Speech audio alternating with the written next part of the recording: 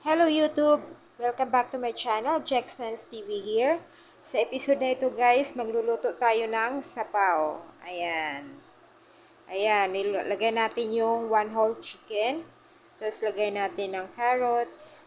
By the way guys, yung ginagamit ko dito is pressure cooker para isang lunuran na lang.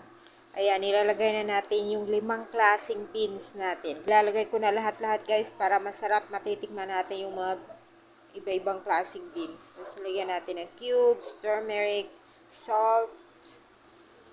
Ayan, may pepper din yan guys. Tapos onions and ginger. Yan. Hayaan na natin siyang kumulo. After a few minutes, ayan na guys, kumulo na siya. Yum, yum, yum.